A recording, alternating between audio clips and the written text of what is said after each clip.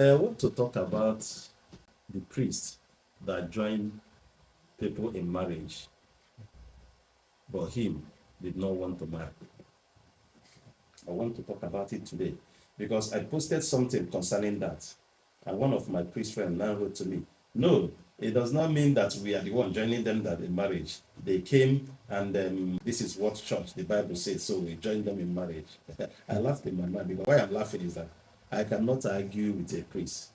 Their office is high. So it is not easy for them to go many years in theology and refuse to marry. That I think they call them celibate. They become celibate and they take that office. So I don't want to talk about them, but I want to set the record right because you give Caesar his own and give God his own. We, the African people, should be considered as Caesar in this matter. And the priest should consider their office as a priest because I don't understand this thing. How are you joining somebody in marriage and you don't want to get married?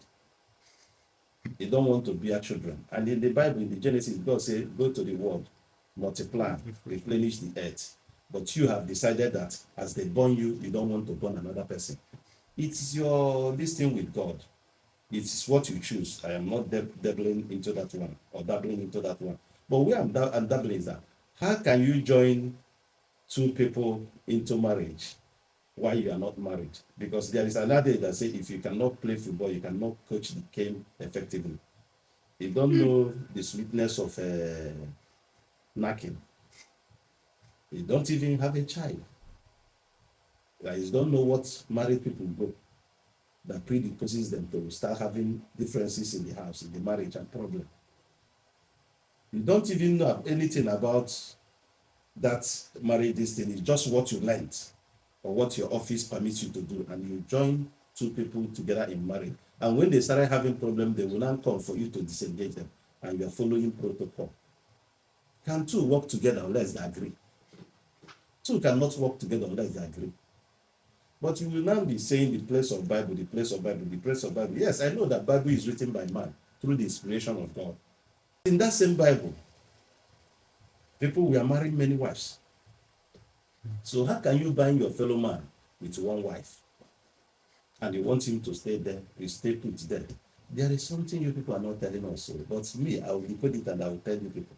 Because when you go to all this Orthodox church where you have priests and all this Anglican church, reverends, they are the one that goes to court, goes to registry and obtain certificates to join husband and wife together in marriage. And during the marriage, they will now give them Form E. That is the registry certificate. Why can't you concentrate on your business? You are for God. Why can't you concentrate on God and do the marriage the way God kept it in the Bible? Now you are imbibing the Western world, the foreign religion called white wedding. Now, after doing it, you are making something legal in it that will bind the man.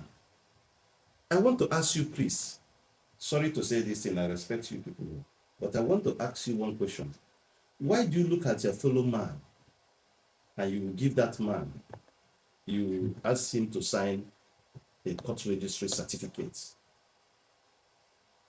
Why the person came to church to get married? But there's registry as enshrined by the constitution, and there's registry where the government conducts marriage, and they did not go there. They came to the church and you give them that Form A to bind your fellow man. And after the marriage, you will not want to give the man the certificate to hold as the head of the house. You will give it to the woman and say, hold it to, don't allow the man to trick you and take the certificate. What was your reason? I want to know your reason. What are you envisaging? Okay, if you envisage that this marriage will have issue, and if the man is with the certificate, the woman cannot be able to prosecute him legally. Because we know in every marriage that 90% of the problem comes with the wife. It's just 10% that comes with the woman. Even going by Bible, they say a virtuous woman keeps the house. Women are the ones that keeps her marriage. If marriage succeeds, we congratulate woman. If you fail, we blame woman. But you will not carry the certificate and give the woman and say, don't give it to your husband. What was your intention?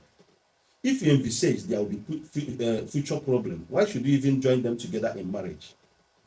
Okay, your duty is to join, but your duty is not to disintegrate. Because when they start coming, even marriage tribunal will take 2 years, 3 years. Sometimes you people cannot even divorce the people. You say what God joined together, let no man put asunder. God never joined them together. It's you priests, you pastors that joined that man and that woman together in the name of God, which we don't know whether God accepted it or he did not accept it. God never joined any man and woman together. And in death, in the heaven or in the hell, there will be no husband, there will be no wife. Everybody will stand and account for his or her self. So which together are they joined that no man can put asunder? God does not conduct marriage. God does not choose wife for anybody.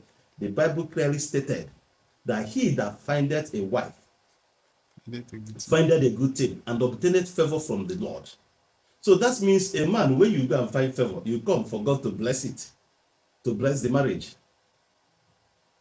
God did not join you people together. You join yourself. You and the man, you and your wife started meeting yourself, courtship, start fornicating, start doing adultery and all those things, and finally you people get married. Join yourself together, and you people carry yourself to the priest. Priest that did not know anything about husband and wife staying together, because priests never marry. Is what he's hearing. Priests have not stayed with woman comfortably for 1 year or 2 years as wife, as husband. So how can they know the diverse problem that people goes in marriage? Is it the lie the man is telling them, or is it the lie the woman is telling them? Because when there is problem, people will be talking to favor themselves. So I think as an African man, we will advise the Gen Zs to think about it. Let nobody that did not marry join you in marriage. It's better you go traditional, as I said, so that the parents, the two families will join themselves together. The father of the bride and the family of the bride and the family of the bridegroom comes together and join themselves, because they have married, they have stayed together. Your father married your mother gave birth to you. The man's side, your father married your mother gave birth to you.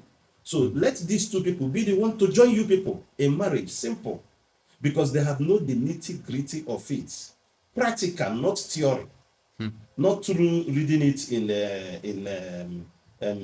what they call it, reading it in the Bible, or reading it in a paper, manual, or through counseling. Are you counseling what you don't know? A reverend father that have not knocked, how can you know how a man is supposed to knock the wife and the wife will be satisfied? How can you know a woman that is what they call it, promiscuous, that even if the man knock am 3 hours, he no will come? So please, let us be straight. Like I said, I'm also a member of Orthodox churches, but I think that aspect is not good. Because what we are doing now is that we are changing those things that are not good. We are changing those things that are not good, and we are taking those that are good. Because I heard that Roman Catholic was a Roman culture infused in the system of the Catholic, so that it can, the king that time infused it so that they can be able to embrace the Christianity that was brought to them. It's a Roman culture. And they bind it like the Christmas. They say the Christmas is not the day, Easter is not the day, but they infuse it according to their calendar, so it can be able to fit the Romans, so that they can be able to accept Christianity. So there is compromise. There is compromise. But whatever the compromise, I don't want to know. Whatever that makes them to convert to Christianity, I don't want to know. But what I'm saying is that that thing that is good to them is not good to us, because that way that seemeth right unto many, the end is destruction.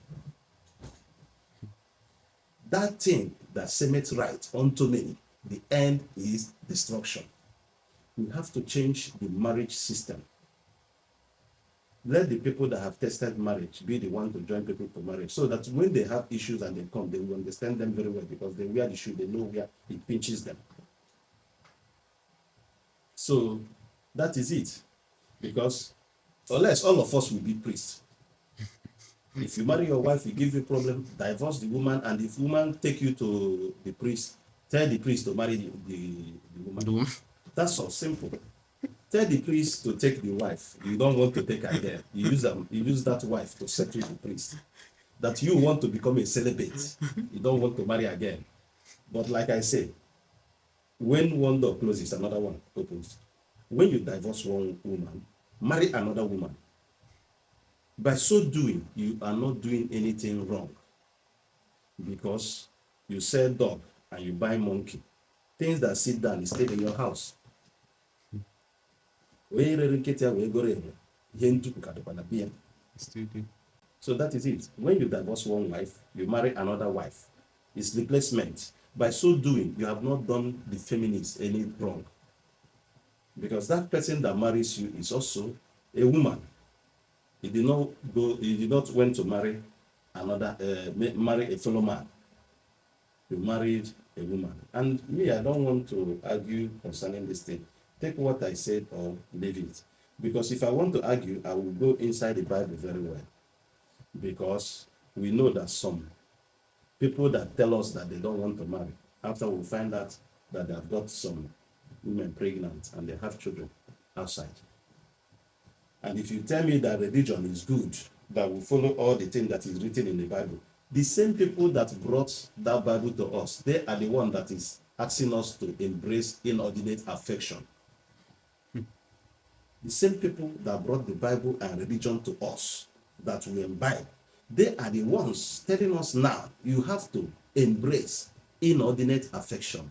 Man should marry man, woman should marry woman. Those sodomite things, the things that make God to destroy Sodom and Gomorrah.